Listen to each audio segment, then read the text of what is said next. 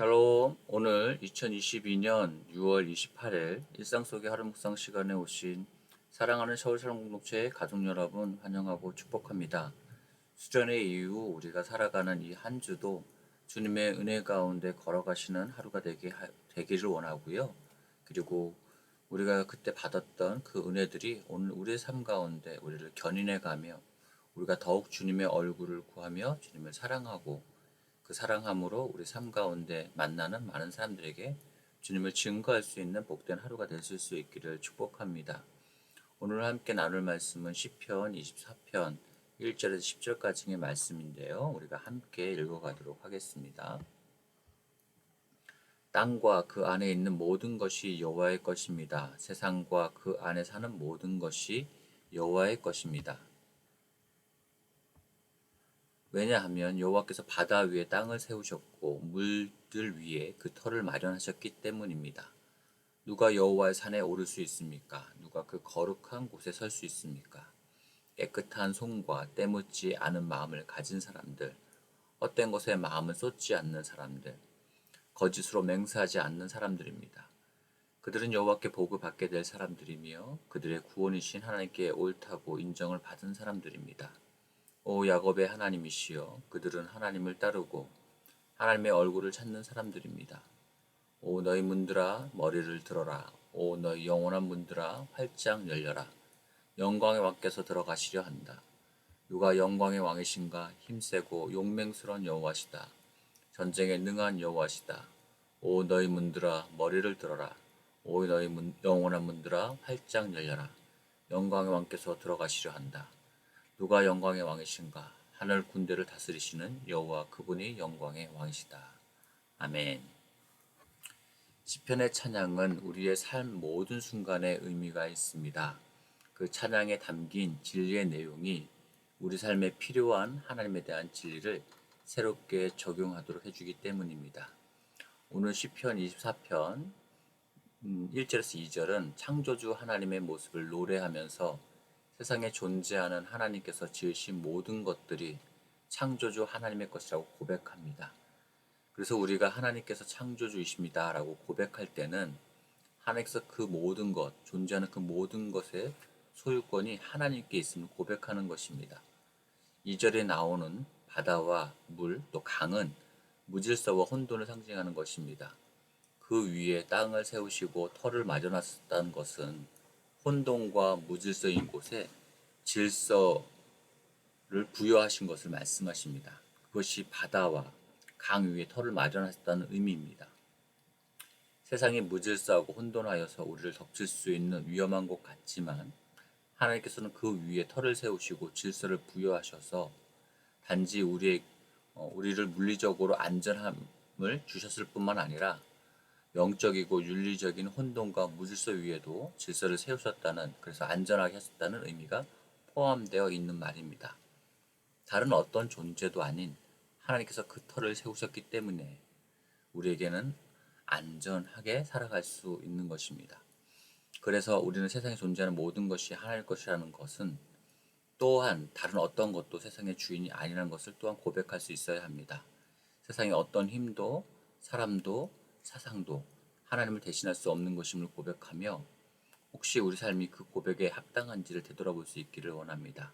그리고 우리 삶이 안전하게 살아갈 수 있는 것은 하나님께서 부여하신 질서 안에서만 가능하다는 것도 기억할 수 있기를 원합니다. 3절에서 6절까지는 여호와의 산에 거하는 사람들에 대해서 말씀하십니다.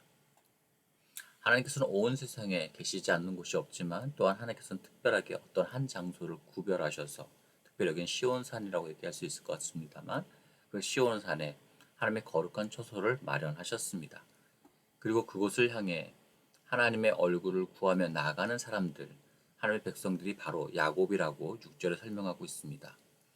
특별히 4절에서 5절에서는 하나님께서 구별하신 곳에서 하나님과 동행하는 사람들에 대해 구체적으로 설명하는데, 첫 번째는 손이 깨끗한 사람이고 바른 행동을 한 사람들입니다. 두 번째는 마음이 청결한 사람, 바른 마음을 가지고 있는 사람을 말합니다. 우리는 5절에 복과 의가 나올 때에 4절의 내용을 오해 없이 생각해 볼 수 있습니다. 바른 마음, 바른 행동을 가진 사람들이 복을 받는다고 생각하지만 5절의 말씀은 하나님께서 복을 받은 사람들이 바른 행동과 바른 마음으로써 하나님께서 그들을 의롭게 하셨다는 것을 증거한 삶을 살아갈 수 있게 된다는 것입니다. 그래서 하나님의 백성 야곱의 정체성은 다른 것을 구하는 사람들이 아니라 자신에게 복을 주셔서 의롭게 하시는 그 하나님을 따르고 그 하나님의 얼굴을 구하는 사람들이라는 것입니다. 7절부터 10절까지는 그 하나님께서 어떤 분이신지를 고백하고 있는 내용입니다. 그 하나님께서는 세상의 혼돈과 무질서와 전쟁에서 승리하시고 개선 장군처럼 입성하고 계십니다. 7절에 나오는 문은 성문을 의미합니다.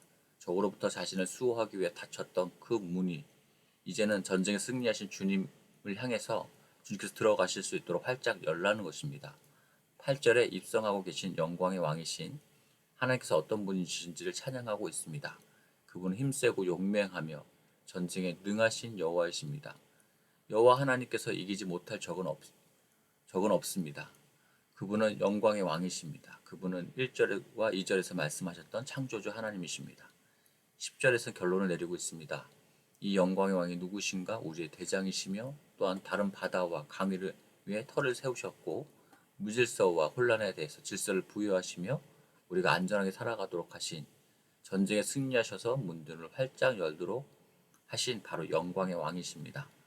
예수님께서는 구약의 말씀이 그리고 이 시편의 말씀이 예수님을 나타내는 것임을 우리에게 가르쳐 주셨습니다.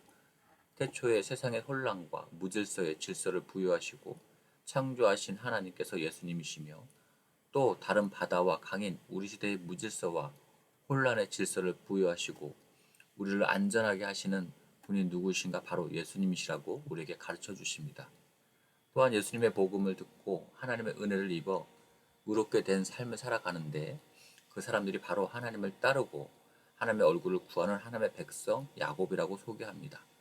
지난 주일 설교 때 야곱에 대해서 목사님께서 말씀해 주셨을 때 분이엘 하나님의 얼굴을 구하는 야곱에 대해서 들으셨을 것입니다.